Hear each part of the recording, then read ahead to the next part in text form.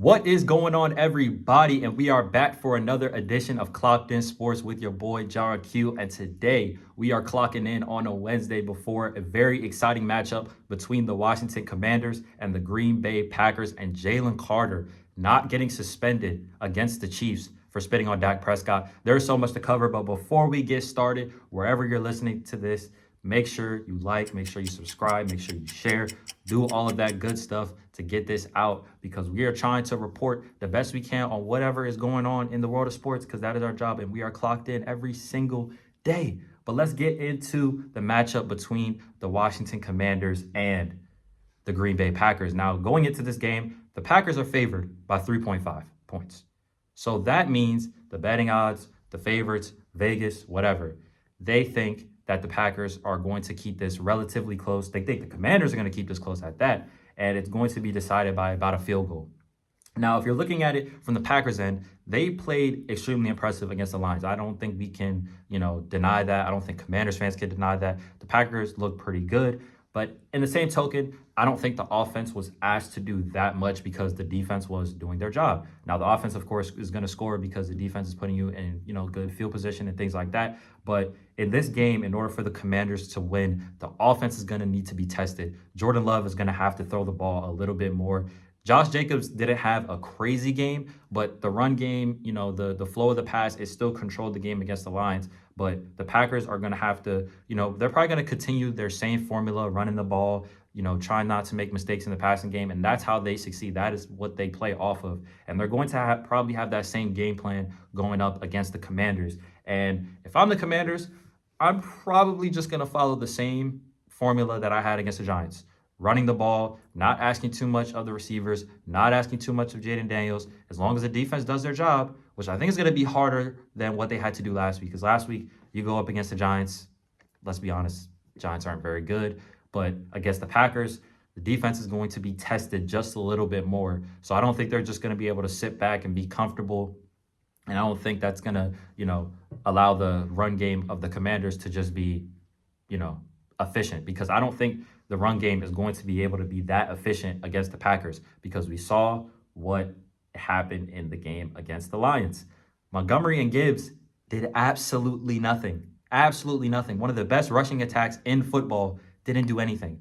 So the Packers are proven to be a good run defense. So let's see how they go up against Ja'Cory Krosky-Merritt, Austin Eckler, Jalen Daniels, Chris Rodriguez. Now, some of those names don't sound, crazy or jump out at you, but it's still been working for the Commanders, and that is how they kind of dominated against the Packers. They rushed for 220 yards in total on 32 attempts. That's very good. That is extremely good. But the key to this game for the Commanders is going to be Terry McLaurin. Against the Giants, he only had 2 receptions for 27 yards. He wasn't asked to do much. But against the Packers, he's going to be the X factor, and he's going to be the reason why the Commanders win this game. The Packers don't have Pro Bowl corners. They don't have all-world corners. So they're going to be able to exploit the Packers secondary. And I think that should be the game plan going into this game, because you're not going to be able to rush for 150 yards, 200 yards against this Packers team. It's just not going to happen. But if you utilize the passing game, if you utilize your best receiver that you just paid a lot of money to be y'all safety net, then I think he is going to be the biggest factor in this game. He has been an amazing receiver for the Commanders his entire career. And of course, he's going to continue that for however many seasons he's with them. But the Commanders can't shy away from throwing the ball, because the Packers are going to shut down the run. And this is going to be that type of game where if you're not able to throw the ball efficiently for the Commanders, if they're not able to throw the ball efficiently, this is not going to work out. This is not going to be a good game for them. And I also think it's going to come down to the pressure that the Packers bring, because Jalen Daniels is a quarterback that is extremely mobile, is extremely good with running the ball. So, of course, we're expecting Micah Parsons. We're expecting that defensive line to get some pressure. But let's see how the front of the Commanders holds up, because if Jalen Daniels is running around like a headless chicken, it's not going to look good, and it's not going to be a good sign for them, because if Jalen Daniels is getting pressured, he's not going to be comfortable. He's not going to be comfortable throwing the ball. He's not going to be comfortable running the ball. So that is a recipe for a disaster, because him being comfortable, him sitting back, him, seeing the lanes that he wants to run, him seeing the passes he wants to throw, and he's able to do all those things, That's where Jaden Daniels is at his best. But when he's frantic, when he's not, able to, run, when he's not able to have that flow, that's when everything goes out the window. So that's why this matchup is going to prove a lot. The Packers are trying to show everybody that they are the best team in the NFC, and especially in their division. Because some people still think that, possibly the Lions could bounce back, that J.J. McCarthy and the Vikings, after what they just did against the Chicago Bears, can, keep this train rolling. And some people think that the Packers maybe might fall throughout the season. They're not going to be this good throughout the entire season. And then on the Commanders' end, the Commanders are just trying to prove that they can replicate what they did last season, because everyone's just thinking that they're gonna, falter. They're not gonna have as good as a season. Now, I don't think the Commanders are going to the NFC Championship. I don't think they're gonna be able to replicate exactly that. But as far as the number of wins they're gonna be able to get, I think they can get around the same amount of wins. I think 10, 11 wins is realistic. That is a realistic expectation for the Commanders. I don't think they should go into the season thinking they can just beat everybody, but they should expect to make the playoffs. This team should expect to make the playoffs.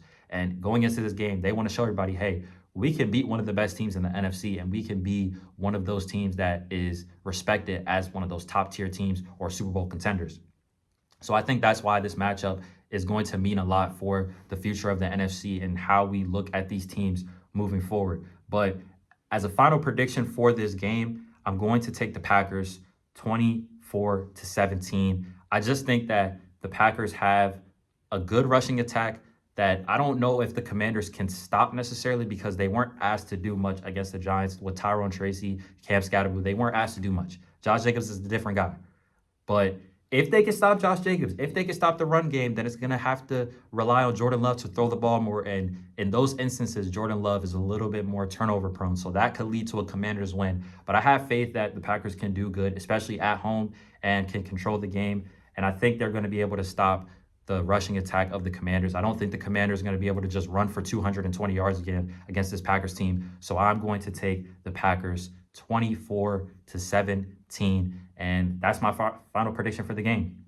But in other news, Jalen Carter is not suspended against the Chiefs. The NFL is deciding to give Jalen Carter a ban. Is not deciding to give him a ban. They're deciding to just give him a fine. A fine. Just a fine? But listen, I'm fine with that. I'm fine with the fine. Because as we all know I'm an Eagles fan at this point. If you're not tuned into Clock Sports. If you're not clocked in on Clock Sports, then you wouldn't know that I'm an Eagles fan. But I'm an Eagles fan, if you didn't know. I'm going to say it again, I'm an Eagles fan. So you're going to hear a lot of Eagles talk on this show, because that's just what it is. Jalen Carter is going to be back against the Chiefs. So let me tell you right now, the Chiefs don't have a chance. They just don't. No Xavier Worthy, no receivers, no real threat. And the best defensive player on the Eagles is going to be back in this game. I don't care that it's in Kansas City. I don't care about Patrick Mahomes. I don't care about Andy Reid. The Eagles are just outright winning that game. And I don't care what anyone has to say. Saquon Barkley, Jalen Hurts, the run game is solid. Everyone thinks, A.J. Brown only had one reception. Devontae Smith, 2 receptions. What's going on with the pass game? Here we go again. Last year, y'all tried to do the same thing. The pass game is just not where it needs to be. The Eagles have all these weapons, and they can't even pass the ball. A.J. Brown's reading a book. I want y'all to understand that the Eagles' identity is no longer being a pass-first team. I don't care that A.J. Brown is a top 5 receiver. I don't care that Devontae Smith is one of the best route runners in the NFL. I don't care that Jahan Dotson is an underrated receiver. I don't care that Dallas Goedert is a very good tight end. If Saquon Barkley is giving me 4 to 5 yards per carry, if Jalen Hurts is giving me good rushing production, if the running backs in general, A.J. Dillon, Will Shipley is gone, but now they add Tank Bigsby to the mix. If the rushing attack is doing good, there is no need to force the pass. And that's the problem that everyone needs to realize. It sucks that some people have A.J. Brown and Devontae Smith on their fantasy team, and, they put betting props and AJ Brown needs to get 40 yards and Devontae Smith needs to get this, whatever. Just don't bet on it no more because it's realistically just not going to happen. It's just not, because the Eagles' identity is now being a pass first team. Pass first, not running. It is running.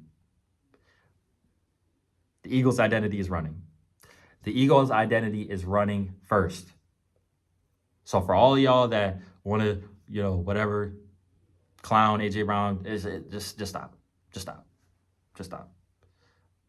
We're a run first team. It's going to be Saquon, Jalen Hurts leading the attack. But Jalen Carter being back, that's a great sign. That is a very, very great sign. And I'm excited to see how this defense plays because against week one, it wasn't good. It just was not good. Against Dallas, Dak Prescott looked good, and that's not a good sign for the Eagles defense. They made Dak Prescott look good. They made CeeDee Lamb look good. Even though he cost them the game at the end, he dropped passes, it just didn't look good. It did not look good. And that's my biggest worry about the Eagles moving forward is the secondary. This secondary needs some attention. I like all these moves that Howie's making, but this secondary needs attention. Now, I'm not worried about the Chiefs. I'm not worried about Juju Smith-Schuster and, Xavier Worthy, because Juju, he be doing TikToks and all this stuff. Xavier Worthy's not even playing. I'm not worried about Travis Kelce. He just got engaged, so he probably not even thinking about football. He is thinking about football. My bad, Travis. Don't talk about me on your podcast. But I do think the Eagles need some attention in the secondary, for sure. That is a big thing that they have to think about. Adoree Jackson, that's the quarterback too. It's just not working. I'm sorry. It's not working.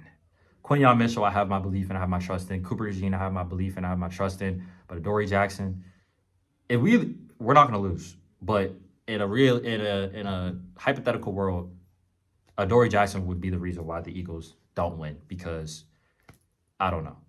But I just don't see a way that the Chiefs can win this game with how this offense has been playing, especially their defense. Their defense is supposed to be the strongest part of their team. And the Chargers just did whatever. They made Keenan Allen look like Keenan Allen 5 years ago. So imagine what A.J. Brown and Devontae Smith are about to do. Because in the Super Bowl, we all remember, the Chiefs put all their attention on Saquon Barkley.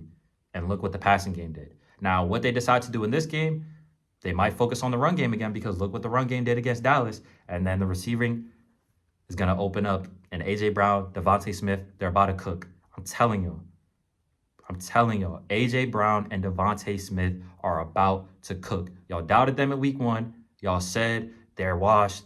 Only one reception, only 2 receptions. I had A.J. Brown on my fantasy team. Just watch what A.J. Brown does against the Chiefs. Just watch what he does. The Chiefs made Keenan Allen look like one of the greatest receivers of all time. They made him look like Keenan Allen 5 years ago. Look what A.J. Brown does in week 2. And that's all I'm going to say. I'm going to just leave it right there. My prediction, Eagles win, is not even going to be close. It's not even going to be close. I'm sorry. It's not going to be close.